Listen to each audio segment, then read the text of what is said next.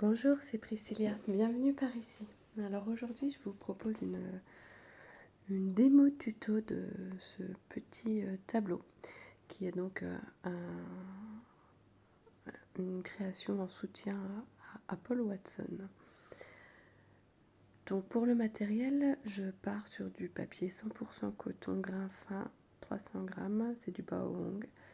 Un porte-mine et puis une gomme toute mimi, mais qui gomme super bien. Un rouleau de ruban de masquage, mon fluide de masquage avec de quoi l'appliquer de manière précise. Au niveau des couleurs, on va faire ultra compliqué, on va être sur du bleu indigo et du grid paint de chez Isaro. C'est tout, pas de paillettes là, on est sérieux. J'avais réalisé cette petite esquisse pour voir un peu où placer les choses et finalement j'ai modifié 2-3 éléments. Une palette pour déposer mes couleurs et puis un petit soupçon de gouache. Moi je suis sur du blanc de chez Linel, de Lefranc-Bourgeois, et de quoi retirer le liquide de masquage. Je vous rappelle que le cellophane ça fonctionne aussi.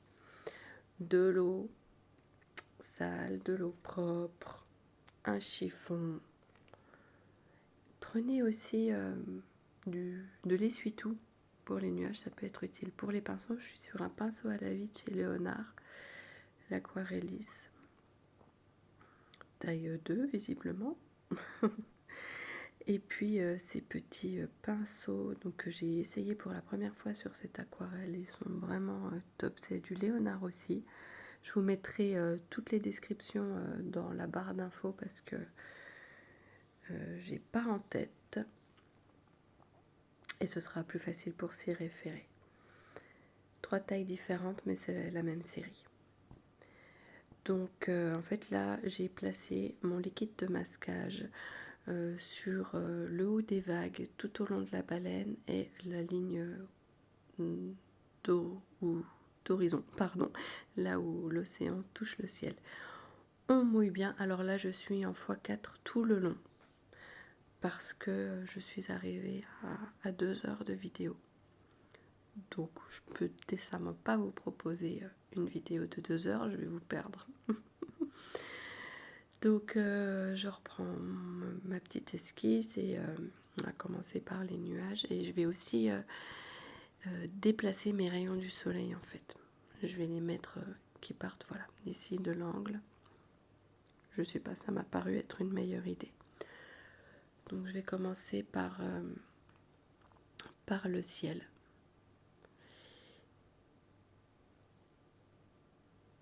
Voilà, je place déjà légèrement l'emplacement de mes rayons du soleil. Ensuite j'enchaîne avec l'eau.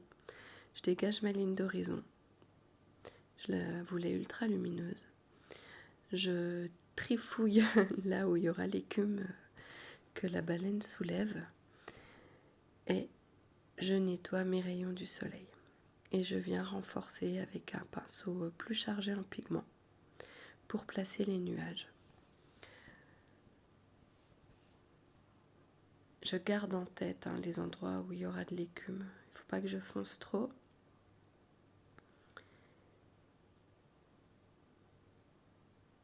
Et puis voilà, je viens retravailler l'eau. Alors vous allez voir qu'il y a des choses sur lesquelles je reviens. Mes choix n'ont pas forcément été les plus judicieux. J'ai regretté d'avoir mis du liquide de masquage sur la ligne d'horizon. Par contre, autour de la baleine, ça a été plutôt pratique parce que ça a contrôlé les pigments et ça a mis une barrière naturelle pour pas que ça fuse sur ma baleine. D'ailleurs, vous voyez, quand j'en mets, eh ben, je viens estomper. Donc voilà, j'essaie de forcer le trait sur les rayons. Là, je viens créer un nuage avant ces fameux rayons. Je trouvais que ça manquait de sens en fait de voir cette partie toute blanche. Donc n'hésitez pas à être très irrégulier dans les nuages. Hein. Moi, j'ai été trop régulière. Comme j'ai déjà pu vous le dire sur une vidéo précédente, c'est vrai que moi je peins pour m'échapper un peu, pour voilà, me vider l'esprit et je fonce tête baissée souvent. Et c'est après que je me rends compte que j'ai pas eu les idées les plus judicieuses. Donc voilà, vous n'hésitez pas, si vous essayez ce genre de choses, de faire un ciel irrégulier. Je reviens à plusieurs reprises sur les pinceaux, sur les rayons. Faut vraiment à chaque fois bien nettoyer son pinceau pour venir les estomper. Là, je viens foncer le sommet des vagues pour créer les ombres sous l'écume. Ça a vraiment été un travail de va-et-vient. J'ai rarement travaillé comme ça de l'eau et finalement je trouve que le résultat est plutôt à la hauteur. Je reviens sur les nuages, mais alors vraiment on reste sur un pinceau bien essoré et des pigments assez saturés parce que sinon on part pour de l'auréole, ce qui est ok si on en veut. Mais si on n'en veut pas, il faut vraiment rester vigilante ou vigilant. Là, je viens recréer un petit peu d'irrégularité sur les bordures des nuages.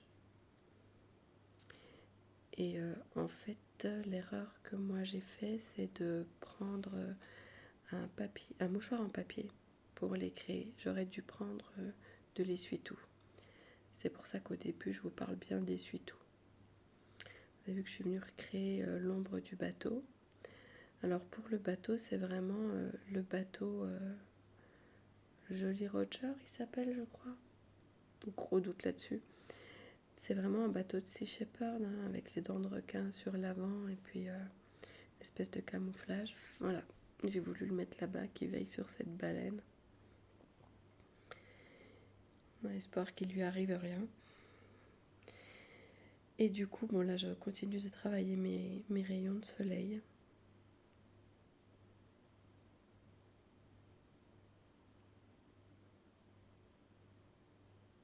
Je sais pas, une personne qui regarde cette vidéo puis qui m'ont retrouvé sur YouTube, je sais pas si vous me suivez sur Insta, mais si c'est le cas, vous savez ce que je vais déjà dire et ce que je vais dire, pardon, mais si c'est pas le cas, ben, vous allez apprendre à me connaître. Mais voilà, la cause animale est quelque chose qui me tient très à cœur. Donc c'est un thème que j'aborde souvent avec mes pinceaux. Les animaux d'une manière générale, il n'y a pas souvent un message ultra complexe, mais juste mettre en valeur la beauté des animaux et du vivant d'une manière générale.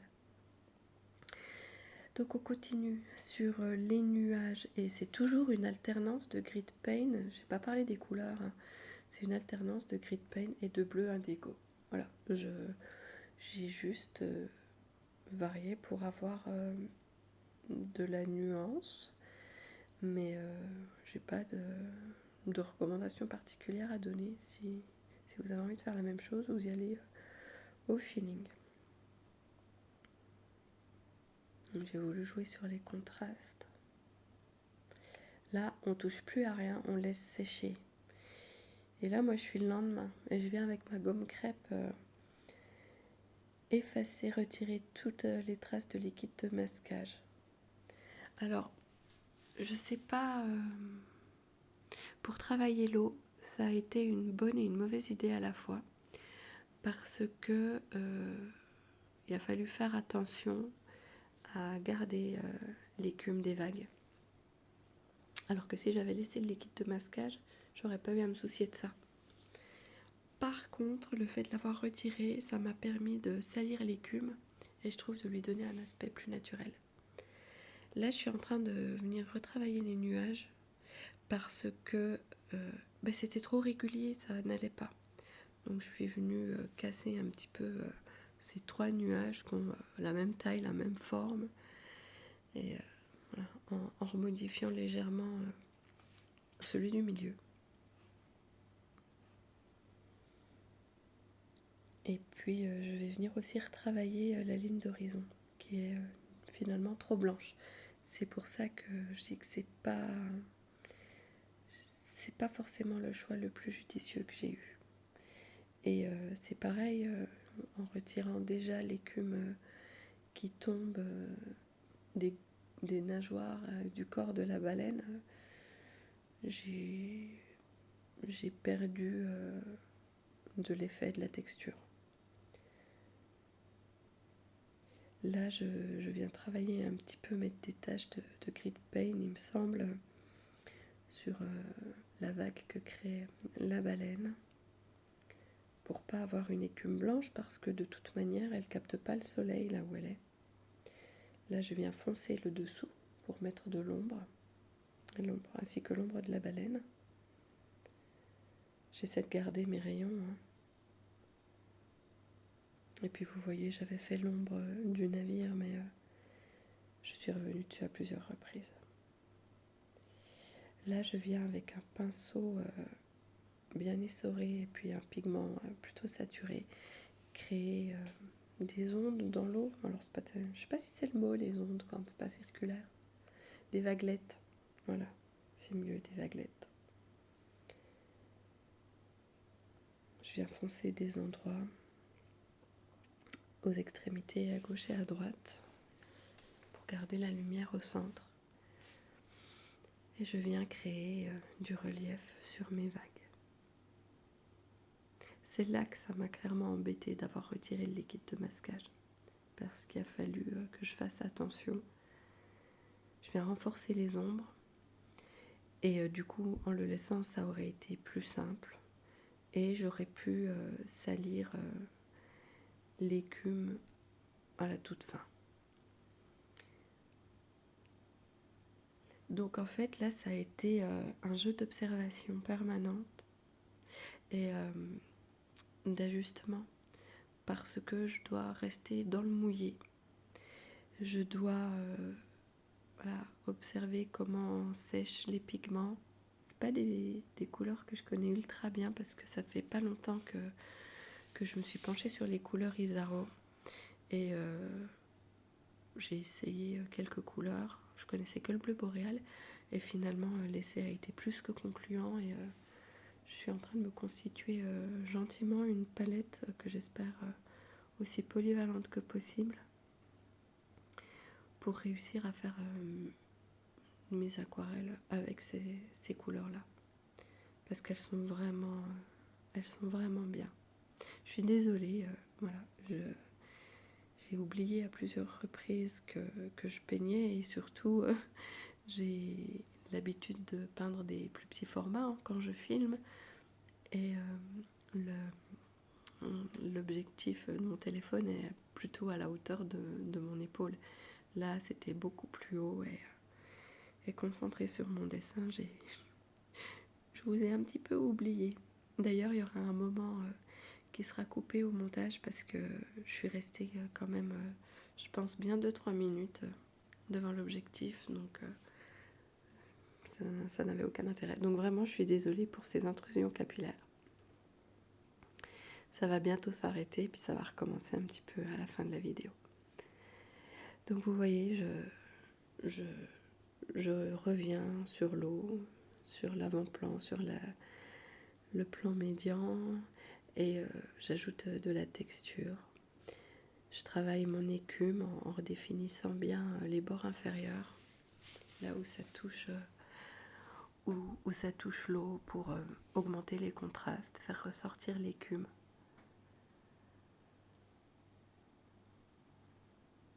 Elle a vraiment été très intéressante pour moi, cette aquarelle, parce que j'avais jamais peint quelque chose de ce genre.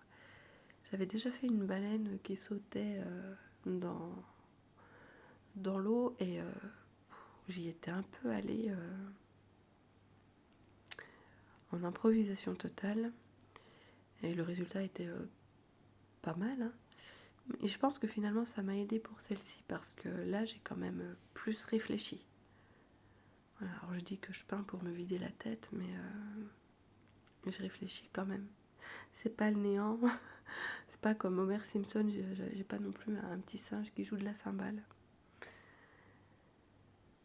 Donc ça a vraiment été un travail intéressant. C'est pour ça que je vous le propose ici, pour que vous voyez comment on peut construire une aquarelle que je trouve assez complexe finalement. Et qui ressemble pas vraiment à ce que je fais d'habitude.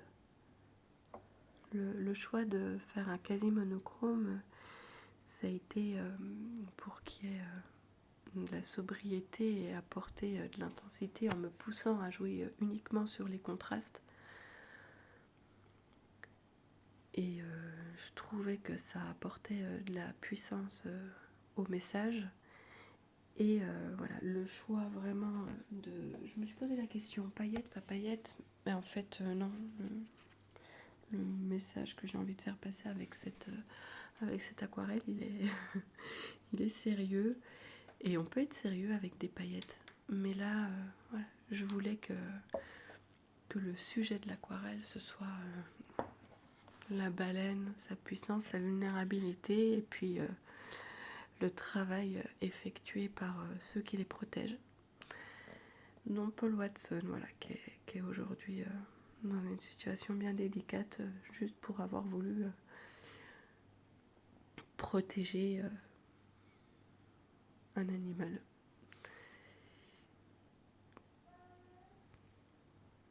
Ouais, et puis je dis une baleine, mais c'est pas une. Hein.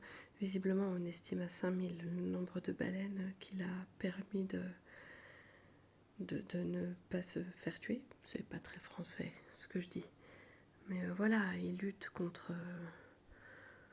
l'activité de pêche à la baleine du Japon. Et aujourd'hui, il risque de terminer sa vie en prison au Japon pour avoir protégé le vivant. Et quand on est touché par la beauté, la grandeur de la nature, forcément ce genre d'actualité, ça énerve, ça bouleverse.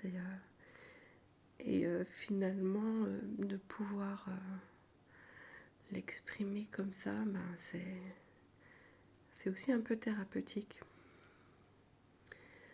Et ça peut aussi sensibiliser des personnes qui ne sont pas forcément au courant, qui peuvent trouver le dessin, la peinture, peu importe ce qu'on fait, joli, et puis se pencher d'un peu plus près dessus et découvrir un peu ce qui se fait. Du côté de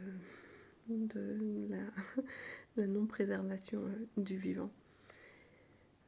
Donc voilà, c'était important pour moi. Je suis souvent bouleversée par ce genre d'actualité et c'est pas rare que je prenne mes pinceaux pour représenter l'animal qui souffre de nous. Parce que voilà, c'est le Japon, mais c'est l'être humain surtout. Il n'y a pas que le Japon qui pratique encore la chasse à la baleine. Il y a, si je dis pas de bêtises, il y a le Danemark et la Norvège aussi. Donc voilà, ils ne sont pas les seuls. Et c'est le grand malheur de Paul Watson, ça, c'est qu'il est parti au Groenland et ça fait donc partie d'un État qui pratique la chasse à la baleine et qui a aussi tout intérêt à ce que le pirate soit mis hors d'état de nuire. Donc là, on passe au bateau. Donc j'avais mis aussi du liquide de masquage sur sa bouche. Bien, c'est sans transition, bonsoir. Mais je suis en train de vous faire un reportage de société, animalier, je ne sais pas, alors qu'en fait, à la base, je voulais juste vous parler de peinture. Non, je voulais pas juste vous parler de peinture. Si je vous parle d'une peinture qui parle de la protection des baleines et de la situation de Paul Watson, c'était pas pour vous parler que de peinture. Mais du coup, voilà, j'avais mis du liquide de masquage pour garder bien blanc les dents du bateau, hein, qui semble représenter des dents de requin. Et je pose déjà un premier lavis assez homogène et je reviendrai quand ce sera sec faire les taches de camouflage qui sont des taches très très géométriques avec des angles. J'ai pris le parti de ne pas faire l'intérieur de la bouche en rouge. Voilà, je voulais vraiment rester dans le monochrome, mais si j'avais réussi à faire ça en rouge, bon, c'est tellement petit que je suis pas sûre que ça se serait bien vu. Et puis, la star, c'est la baleine, quoi. Donc, je voulais pas aller attirer l'œil sur celui qui veille au loin, bien qu'il mérite.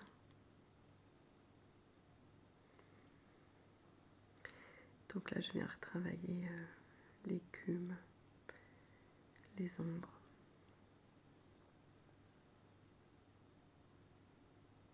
Il y a beaucoup de variations de lumière là par rapport à d'habitude où je peins le soir. Là, j'ai peint l'après-midi pendant la sieste du petit et puis que le grand regardait un Disney. Et voilà, c'est pour ça que j'espère que c'est pas trop inconfortable pour vous. Moi, je me rendais pas compte en peignant, mais c'est vrai que là, en accéléré, c'est assez flagrant. Là, je viens retravailler les endroits qui sont un petit peu comme atténués par les gouttelettes de la brume, de l'écume. Et puis voilà, sur la baleine, je viens ajuster les contrastes.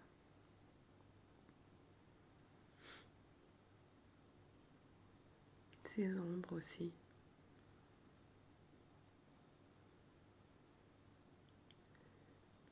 J'ai pris bien sûr un pinceau plus fin là pour faire les détails, son œil et puis tous les sillons qui parcourent son corps. Je les ai pas tous faits, pas surchargés, mais c'est aussi important de les faire parce que finalement c'est ce contraste graphique aussi qui va permettre permettre de la différencier du ciel, puisqu'on est sur les mêmes couleurs et parfois les mêmes valeurs.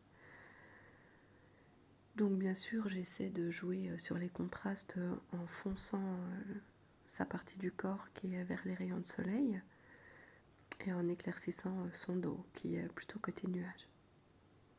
Et je vais venir foncer les nuages d'ailleurs pour augmenter ce contraste-là. Ah ben voilà. Vous voyez, je vous raconte pas des blagues. Et puis j'hésite pas à revenir avec le sopalin parce que j'ai compris en cours de chemin que c'était plus pertinent de prendre le sopalin pour la texture que le mouchoir. Et là je viens apporter de nouveau du contraste au-dessus de l'écume. Et pas trop non plus parce que l'écume s'allège. Elle est plus fine, enfin moins dense. Elle est moins dense en haut. Donc voilà, il faut qu'on ait l'impression de voir un peu de la baleine à travers.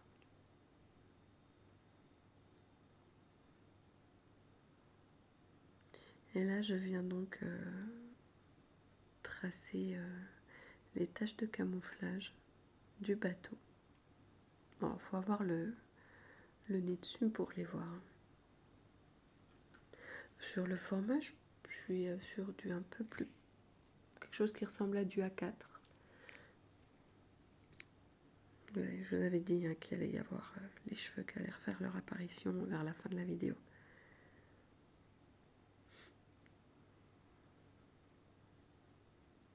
Et là, je viens retravailler l'ombre du bateau.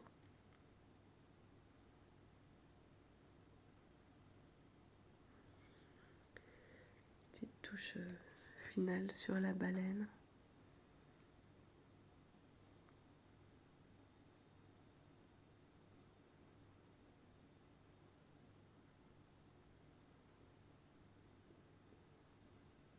Voilà.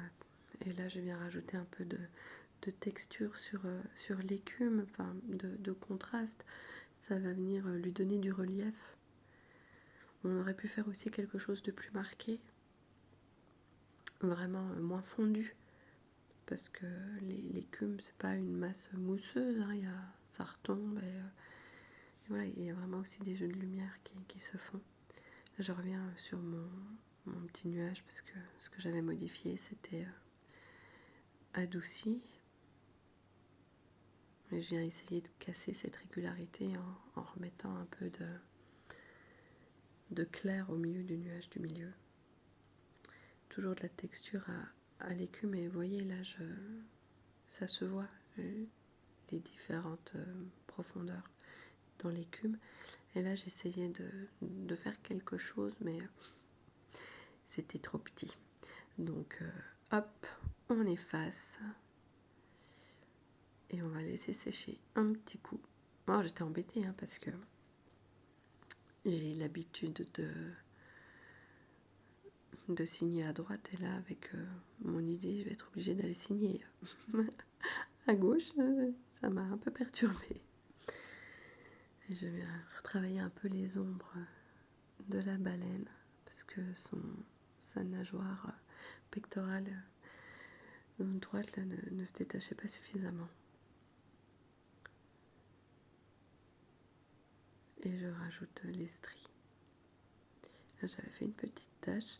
À la gouache aussi, je suis venue bidouiller un truc sur le drapeau du navire. Donc vous voyez, en bas à droite, j'ai mis le hashtag FPW pour Free Paul Watson.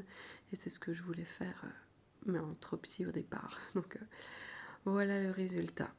Donc voilà, j'espère que ça vous aura plu de me suivre sur l'élaboration de cette illustration. Je vous remercie de m'avoir suivi jusqu'ici, et si jamais ça vous dit d'essayer de la reproduire, et ben faites-vous plaisir, et puis n'hésitez pas à me mentionner si vous partagez le résultat de votre proposition sur Instagram. Voilà. Je vous souhaite une belle fin de journée et je vous dis à bientôt, et merci encore de m'avoir suivi jusqu'ici. À bientôt.